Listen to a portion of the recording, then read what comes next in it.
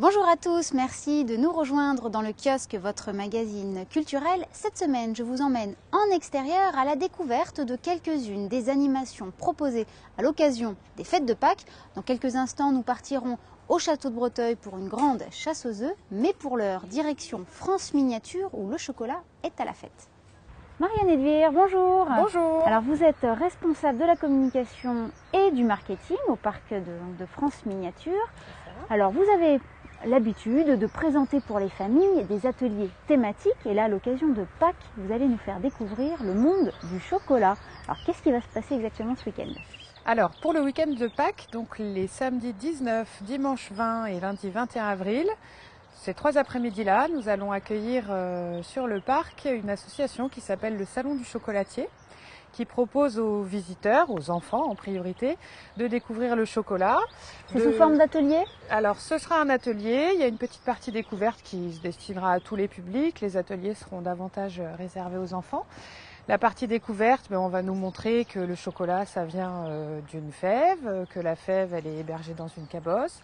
On va nous expliquer où ça pousse, comment on récolte. Toute l'histoire du cacao. Voilà, assez rapidement et très vite, on va aller pratiquer. Donc on propose des ateliers à partir de 14 h sur les 3 dates du week-end de Pâques. C'est des ateliers qui durent à peu près une demi-heure et où on va proposer aux enfants de manipuler différentes ganaches. Donc ils vont rouler dans leurs mains, ils vont s'en mettre partout, ils vont s'amuser beaucoup avec ça. De vrais chocolatiers? De vrais chocolatiers. Des ganaches au lait, noir ou chocolat blanc qui vont ensuite rouler dans de la coco ou du cacao. Et puis partiront avec leurs petits ballotins de chocolat qu'ils auront réalisés eux-mêmes comme des vrais chocolatiers ici à France Miniature. Très bien, et donc c'est sans oublier évidemment le parcours de la France au travers de ces régions et de ces villages. L'atelier est sans supplément au prix d'entrée, donc on invite tout le monde à venir le week-end de Pâques. Merci beaucoup Marianne Edvire. Merci.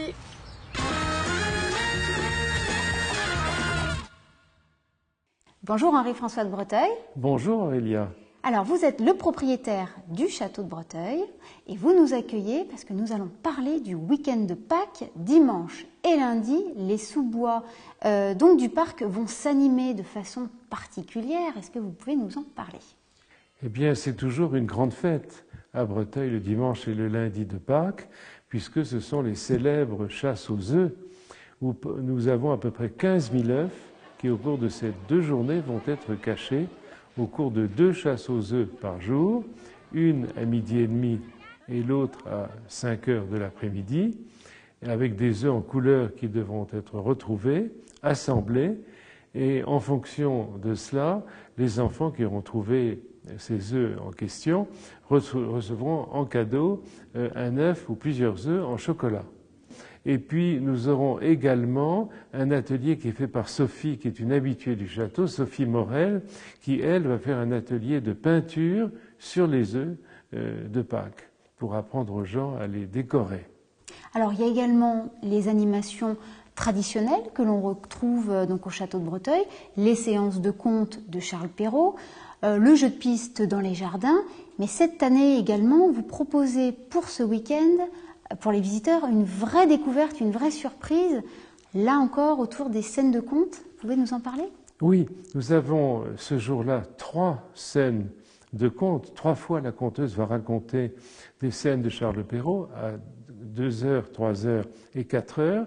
Et à 3 h de l'après-midi, tout ça les 2 jours, dimanche et lundi de Pâques, ce seront des contes des jardins. Donc ça, c'est une première nouveauté, une première surprise. Et puis l'autre surprise, c'est les 2 scènes qui sont maintenant scénarisées en sorte de son et lumière, grâce à Christophe Leray qui a réalisé les décors, les dialogues et la réalisation complète de ces 2 scènes. L'une, c'est le Petit Chaperon Rouge dans la petite maison dans la forêt, et l'autre, c'est la Belle au bois dormant dans sa chambre, qui dort dans le château et qui va maintenant se réveiller en musique et en lumière pour nos visiteurs. Eh bien écoutez, merci beaucoup pour toutes ces explications. Merci à vous et à très vite.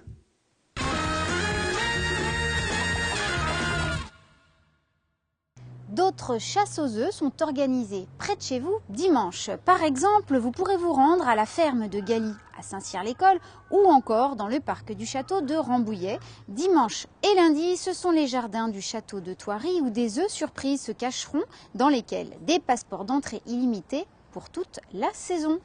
Retrouvons sans plus attendre Nicolas Gervais pour sa chronique dans le kiosque. Professeur de Khmer, auteur, conférencière, c'est la spécialiste du ballet royal du Cambodge, un ballet qui sera en spectacle le 4 mai à la Meurise à Trappes. Voici Soupianout dans le kiosque.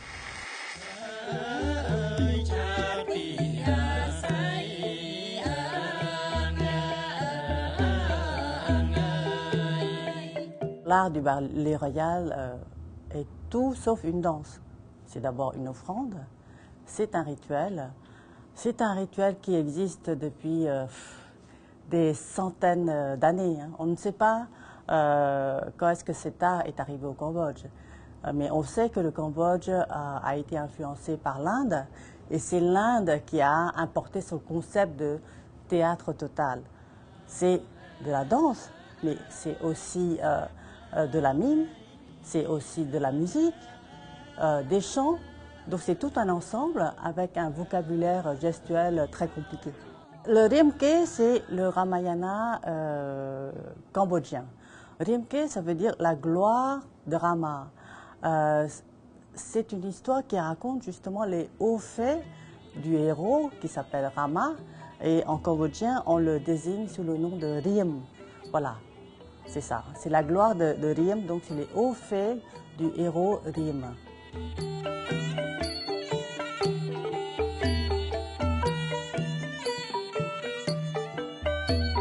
Certains gestes veulent dire quelque chose, c'est-à-dire certains gestes veulent signifient un sentiment, d'autres précisent une action.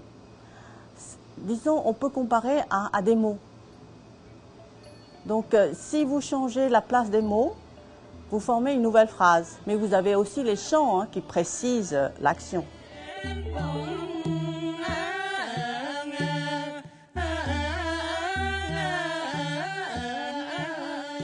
Lorsque la révolution des Khmers rouges est arrivée au Cambodge, toute la population a souffert de ce régime sanguinaire. Pratiquement un quart de la population a disparu, c'est-à-dire 2 millions sur les 8 millions de personnes. Et le résultat est encore plus dramatique chez les artistes du ballet royal. Presque 82% des artistes ont disparu. Donc l'art de cet art millénaire a vraiment failli disparaître. Et au lendemain de la fin du régime des Khmers rouges, il n'y avait plus que 7 professeurs. Il y a une grande partie, bien sûr, de cet héritage qui a disparu.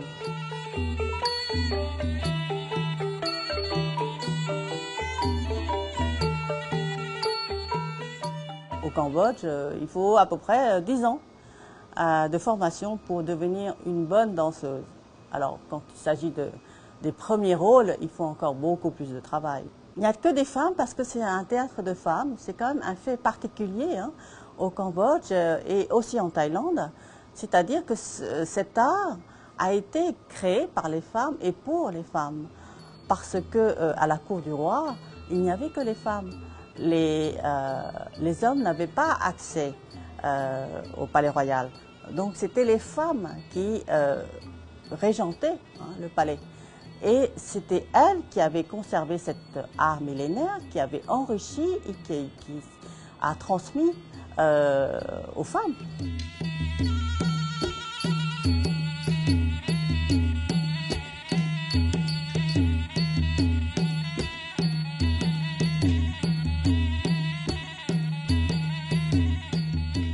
Dans cette histoire de Rimke, il y a les 3 personnages importants, c'est-à-dire Rim, le prince, Seda, son épouse, et Pralay, qui est son frère.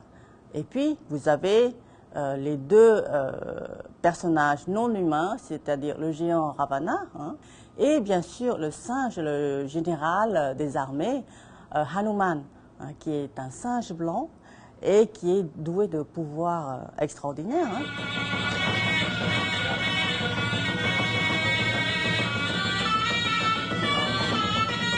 C'est la première fois où le théâtre royal intègre le théâtre d'ombre dans son jeu.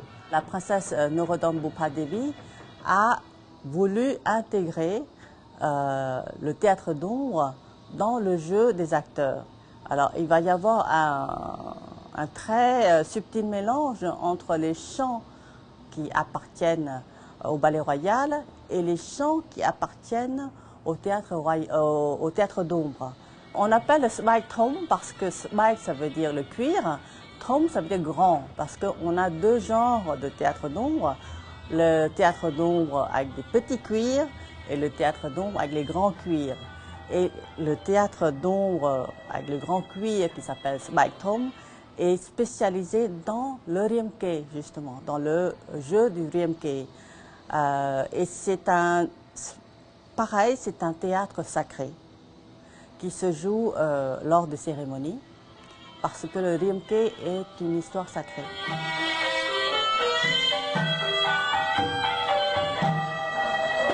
Celui qui manie le cuir est aussi un danseur, parce qu'il faut savoir danser avec le rythme de la musique. On ne fait pas bouger le cuir comme ça, hein.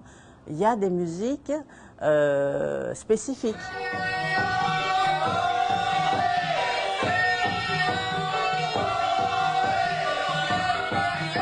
La princesse Norodom Bhopadevi a réussi en 2003 à faire classer d'abord le Ballet Royal en tant que patrimoine immatériel de l'humanité par l'UNESCO, et 2 ans après, ce fut au tour du Nang Svai, le théâtre d'ombre. Vous allez voir 2 théâtres millénaires. Et après le Ballet Royal, on retrouve la reine Aurélia.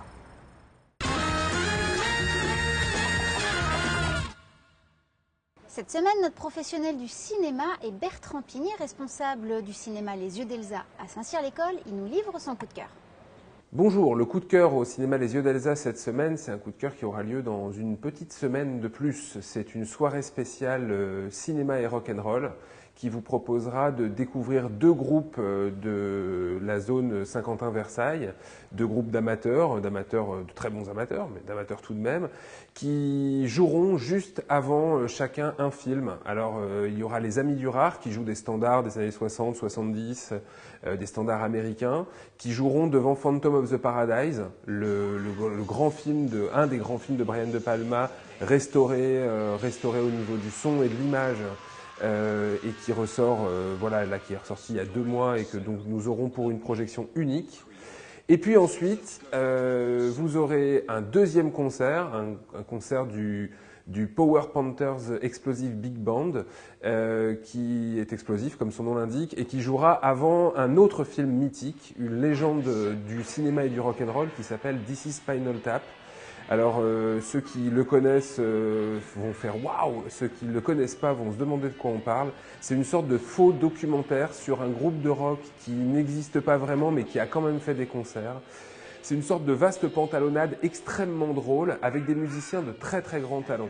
Donc une soirée exceptionnelle qui aura lieu le samedi 26 avril à partir de 20h, accueil dans la salle, et ensuite c'est parti pour 6 heures de concerts, de musique et de grands moments de rock'n'roll et de cinéma passés ensemble.